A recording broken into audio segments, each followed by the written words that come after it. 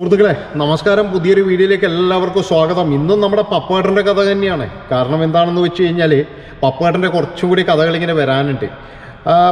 പത്മകുമാറും അനുപമ പത്മകുമാർ, അനിതാകുമാരി പത്മകുമാർ. അപ്പോൾ ഇവർ മൂന്ന് പേര് ഇപ്പം ജയിലിലാണ് കേട്ടോ. പുറത്തൊന്നുമല്ല, ഇപ്പം ആകെ തകർന്നടിഞ്ഞ് ഒരു അവശനാണ്.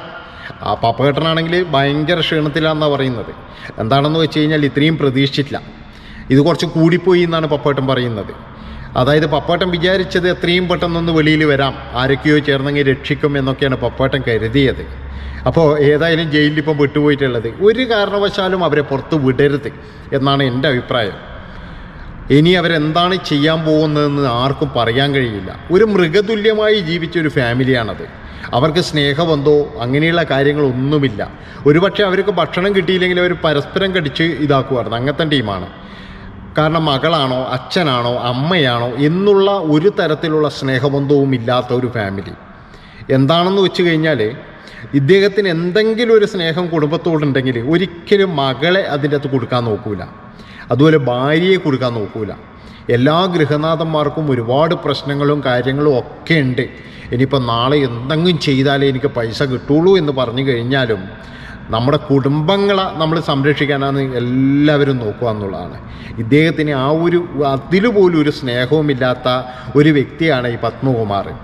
ഒന്നുകിൽ അനിതാകുമാരിയായിരിക്കാം, ഇല്ലെങ്കിൽ അനുപമയായിരിക്കാം. ആരാണ് ഭയങ്കരി എന്നൊന്നും നമുക്കറിയില്ല. എനിക്ക് തോന്നുന്നത് അവിടെ കുറച്ചും കൂടി ഈ അനിതയാണെന്നാണ് എനിക്ക് തോന്നിയിട്ടുള്ളത്. കാരണം ആ അമ്മയുടെ കോലം കണ്ടിട്ടില്ലേ, അമ്മയ്ക്ക് ഒന്നും കൊടുക്കാതെ അവരെ എത്രമാത്രം വിഷമിക്കുന്നുണ്ടെന്നറിയും. നമ്മളെല്ലാവരും കണ്ടതാണ്. ഈ അനിതാകുമാരിയുടെ അമ്മ താമസിക്കുന്ന സ്ഥലമൊക്കെ കണ്ടതാണ്. പിന്നെ അവരെയൊക്കെ ഈ വീട്ടിൽ വന്നു കഴിഞ്ഞാൽ ആട്ടി ഇറക്കുന്ന ഒരു സ്ത്രീയാണ് ഈ അനിതാകുമാരി. അപ്പം അങ്ങനെയുള്ള ഒരുപാട് ഇതുള്ള ഒരു കുപ്രസിദ്ധിയുള്ള ഒരു കുടുംബം തന്നെയാണ്. അപ്പോൾ ഇവരെ തെളിവെടുപ്പിന് കൊണ്ടുപോയിരുന്നു തെങ്കാശിയിൽ. ആ തെങ്കാശി ഹോട്ടലിൻ്റെ അവിടെയൊക്കെ തെളിവെടുപ്പിന് കൊണ്ടുപോയി. പക്ഷേ അവിടെ ഇറക്കാതെയാണ് തെളിവെടുത്തത് എന്നാണ് ആ ഒരു ഹോട്ടൽ ഉടമ പറയുന്നത്. പിന്നെ ഇവരെ പിടിച്ച കാര്യവും ഇതൊക്കെ പറയുന്നുണ്ട്.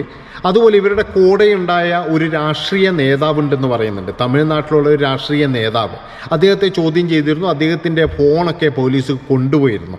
പക്ഷേ അദ്ദേഹം ഇങ്ങനെയുള്ള കേസുകളിലൊന്നും പെടുന്ന ഒരാളല്ല. ഈ ഹോട്ടൽ ഉടമയ്ക്കും അദ്ദേഹത്തെ നല്ല രീതിയിൽ അറിയാം. അദ്ദേഹം അവിടെയുള്ള ഒരു പൊതുപ്രവർത്തകനാണ്. അതുകൊണ്ട് തന്നെ മലയാളികളായാലും ആരായി കഴിഞ്ഞാലും അവിടെ വല്ല സ്ഥലം എടുത്തിട്ട് ഫാമോ അങ്ങനെ എന്തെങ്കിലും തുടങ്ങാൻ വന്നു കഴിഞ്ഞാൽ ഒരു ഹെൽപ്പ് ചെയ്യുന്ന, അതിപ്പോൾ നമ്മളെ നാട്ടിലും ഉണ്ടാകും. ഇപ്പോൾ പുറത്തുനിന്ന് ഒരാൾ വന്നിട്ട് ഒരു കച്ചവടമോ എന്തെങ്കിലും ചെയ്യുമ്പോൾ അവിടെയുള്ള ഏതെങ്കിലും ഒരു രാഷ്ട്രീയ നേതാവുമായിട്ടൊരു ബന്ധം അവർക്കുണ്ടാകാം. കാരണം അവിടെയുള്ള ആ ഒരു നാടിനെ പറ്റിയിട്ടുള്ള ഒരു ഏകദേശ ധാരണയുണ്ടാകുന്നത് ഈ രാഷ്ട്രീയക്കാർക്കാണ്. അതുകൊണ്ട് തന്നെ അങ്ങനെ ചില ആൾക്കാരൊക്കെ ഉണ്ടാകാം. ആ ഒരു ബന്ധം മാത്രമേ ഈ പത്മകുമാറും ഫാമിലിയുമായിട്ട് ഈ വ്യക്തിക്കുള്ളൂ. അതുകൊണ്ട് അദ്ദേഹമാണ് നാലാമൻ എന്നൊന്നും പറഞ്ഞാൽ ശരിയല്ല. കാരണം അദ്ദേഹമല്ല, ഇതിൻ്റെ ഉള്ളിൽ വേറെ ആരൊക്കെയോ ഉണ്ടാകാം. എന്നാലും കുറേ ദുരൂഹതകളുണ്ട്. ഇനി എന്തെങ്കിലും തമിഴ്നാട്ടിൽ നിന്ന് വല്ല കണക്ഷനും ഉണ്ടോ എന്നൊക്കെയുള്ള ദുരൂഹതകളും കാര്യങ്ങളും ഒക്കെ ഉണ്ട്. ഇതിനിടയിലും ഇന്നും ഒരു മെസ്സേജ് ഉണ്ടായിരുന്നു. നീ ആരടാ ഈ അനുപമയെ പറ്റി ഇങ്ങനെ പറയാൻ, പത്മകുമാറിനെ പറ്റി ഇങ്ങനെ പറയാൻ എന്നൊക്കെ പറഞ്ഞിട്ട് ഒരുപാട് മെസ്സേജുകൾ നമുക്ക് വരുന്നുണ്ട് അവിടുന്ന്.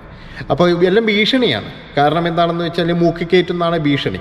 കാരണം ഈ പത്മൻ ആര് പേടിക്കുന്നു? ആരിക്കാ പേടിയുടെ? ഇവനല്ല, ഇവൻ്റെ അപ്പുറത്തുള്ളവൻ വന്നു കഴിഞ്ഞാൽ നമ്മൾ പറയാനുള്ളത് പറയുക തന്നെ ചെയ്യും. കാരണം ഇവർക്കൊക്കെ ഇതൊരു പേടിയാണ്. എന്താണെന്ന് വെച്ച് കഴിഞ്ഞാൽ ഇതിങ്ങനെ ഇടയ്ക്കിടയ്ക്ക് ഇങ്ങനെ ഇദ്ദേഹം ഇങ്ങനെ പറയുമ്പോൾ ജനങ്ങളിത് മറക്കത്തില്ല. അപ്പോൾ ഇതിങ്ങനെ കേസ് ഇപ്പോൾ എന്താ പറയേണ്ടത്, ജാമ്യം കിട്ടൂല, ഇല്ലെങ്കിൽ ഈ കേസ് എല്ലാവരും മറന്നുപോയി കഴിഞ്ഞാൽ ഇവർക്ക് വീട്ടിൽ വന്ന് താമസിക്കാമല്ലോ. അങ്ങനെയൊക്കെയുള്ള ഈ കുറച്ച് ടീമുകളുണ്ട്. അപ്പോൾ അവരോട് എനിക്ക് പറയാനുള്ളത്, ഒരു കാരണവശാലും മീറ്റിങ്ങളെ പുറത്ത് വിടരുത് എന്നാണ്. കാരണം മറ്റുള്ള കുട്ടികളുടെ സേഫ്റ്റിയാണ് നമ്മൾ നോക്കേണ്ടത്.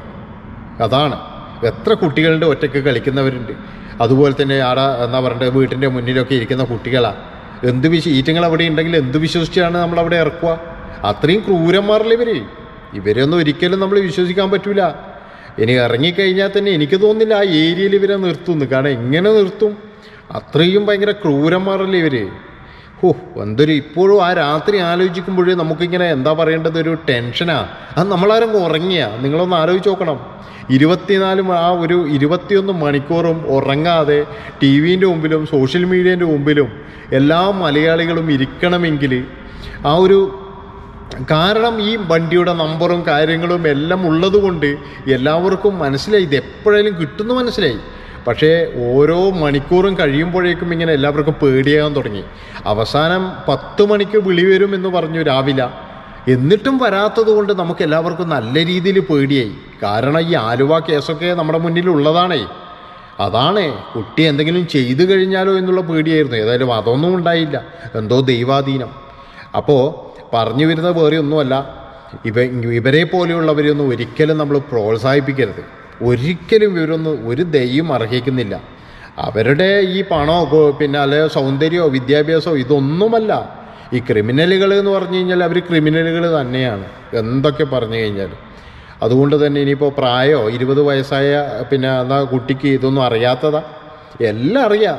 പക്ഷേ പൈസക്ക് വേണ്ടിയിട്ട് എന്തും ചെയ്യും എന്നുള്ളതാണ്. അതിനു വേണ്ടിയിട്ടല്ലേ ഇങ്ങനെയുള്ള ഈ ഒരു സംഭവം ചെയ്തത്. പക്ഷെ ചെയ്തത് മൊത്തം വിഡിത്തമായി പോയി എന്നേ ഉള്ളൂ, അത്രയേ ഉള്ളൂ. എനിക്ക് തോന്നുന്നത് ഈ മാനാർ മത്തായി എന്ന് പറയുന്ന സിനിമ കണ്ടിട്ടാണോ ഇതിൻ്റെ അകത്ത് ഇറങ്ങിയെന്ന് ചില സമയത്തൊക്കെ തോന്നാറുണ്ട്.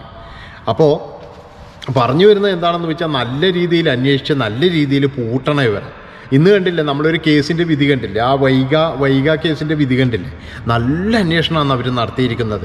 അവരെ നല്ല രീതിയിൽ ആ ഓഫീസർമാരുണ്ടാവില്ല, അടിപൊളി അന്വേഷണം നടത്തിയിരിക്കുന്നത്. ഒരു പഴുതുപോലും അയാൾക്ക് രക്ഷപ്പെടാനില്ല ഇത് കിട്ടിയിട്ടില്ല എന്നുള്ളതാണ്.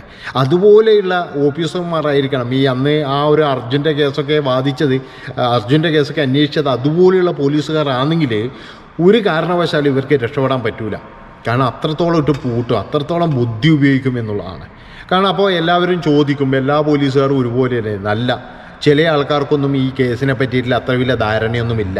എന്താണെന്ന് വെച്ച് കഴിഞ്ഞാൽ നമ്മളിപ്പോൾ കുറച്ച് ദിവസം മുമ്പ് ഈ സൈമൺ സാറൊക്കെ ചില കേസുകളിൽ പറയുമ്പോഴേ, അതായത് അവർ പിന്നെ സാധാരണ മരണം എന്ന് പറഞ്ഞിട്ട് ലോക്കൽ പോലീസ് എഴുതി തള്ളിയ കേസ് വരെ അവർ കൊലപാതകം എന്ന് പറഞ്ഞിട്ട് അവർ വീണ്ടെടുത്ത് ഇതാക്കിയിട്ടുണ്ട്, കേസ് ഫയൽ ചെയ്തിട്ടുണ്ട്. അങ്ങനെയുള്ള സംഭവങ്ങളൊക്കെ ഉണ്ടായിട്ടുണ്ട്.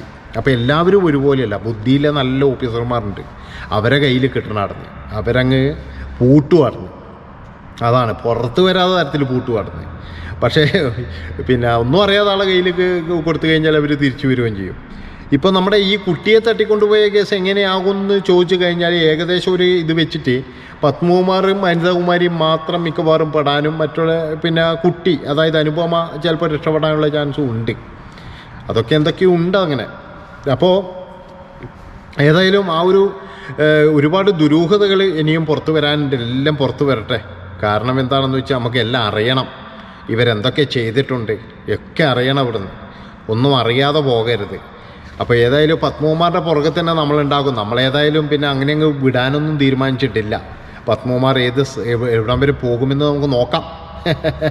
അപ്പോൾ ഏതായാലും ഇപ്പോൾ ജയിലിൽ തന്നെയാണ്, ആളാകെ തകർന്ന അവസ്ഥയിൽ തന്നെയാണ്. ഇതൊരു വലിയ ശിക്ഷ തന്നെയാണ്. ഇങ്ങനെ ജയിലിൽ കിടക്കുന്നതൊക്കെ ഒരു ശിക്ഷ തന്നെയാണ്. അപ്പോൾ ഇത്രയും പറഞ്ഞുകൊണ്ട് ഈ ഒരു വീഡിയോ വെച്ച് വൈൻഡപ്പ് ചെയ്യണം. ഇഷ്ടപ്പെട്ട് കഴിഞ്ഞാൽ ഒന്നും നോക്കണ്ട, നിങ്ങൾ ചാനൽ സബ്സ്ക്രൈബ് ചെയ്തോ. നന്ദി, നമസ്കാരം.